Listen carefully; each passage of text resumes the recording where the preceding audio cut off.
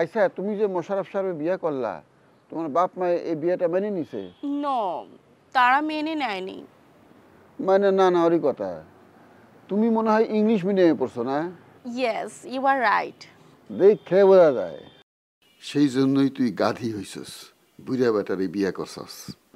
আচ্ছা তোমার আব্বা আম্মার সাথে তোমার ফোনে কথা হয় না? নো, কথা হয় না। কে? তাদের সাথে কথা বললেই তো তারা শুধু বকাঝকা করে। তুই এমন একটা কাম করছস, গাল দিব না তো কি তোরে আদর করব? আমি হইলে তো চটকনো দিয়ে তোরে বয়রা বানায় ফেলাইতাম। ভাইয়া, এই যে বাঁশঝাড়, তারপরে যে এত সুন্দর সুন্দর গাছ, এগুলো কি সব আপনার? হ্যাঁ আমারই তো। Wow, so nice. You are also so nice. আরে আমি ছাদে উঠছিলাম, মকবুল ঠিক মতো গাছে পানি দিতেছে কিনা সেটা চেক করার লেগা। ডালিম গাছে ফুল আসছে, এই সময় যদি ঠিক মতো পানি না দেয় তো তুমি ডালিম আইব না। পানি দেওয়া শেষ হওয়ার পর ডালিম দেখতেছিল না? আরে না, পানি দেওয়া শেষ হয়েছে, এই সময় মহিলা উঠছে। এই তো 2 মিনিট, কথা কইতে না কইতে গেল গা। তো আমি খুব অন্যায় করছি, আমার অ্যাটলিস্ট 1 ঘন্টা পরে আসা উচিত ছিল। মকবুল, জি আপা মানে? ফ্রিজে বরফ আছে না? জি আছে তো, আইনা দিমু? নিয়ে আয়। আচ্ছা ঠিক আছে। বরফ আনতে দিলে কে মকবুল রে? এই ঠান্ডার মধ্যে ঠান্ডা শরবত খাওয়াইবে নাকি? তাহলে কিন্তু নিউমোনিয়া হইব। আমার যদি নিউমোনিয়া হয় তোমার এই সেবা করতে হইব। দেখো না আমি কি করি। এই যে আনছি। আই শোন, 1 কেজি চিনি নিয়ে আয় যা। আচ্ছা ঠান্ডা শরবত খাওয়াইবা?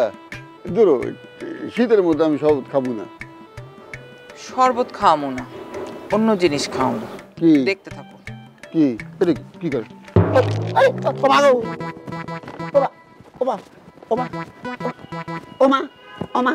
ও, ঠান্ডার মধ্যে বৈশা বৈশা মায়া মানুষ দেখতে খুব মজা লাগে, আর বরফ দিলে তখন খারাপ লাগে না?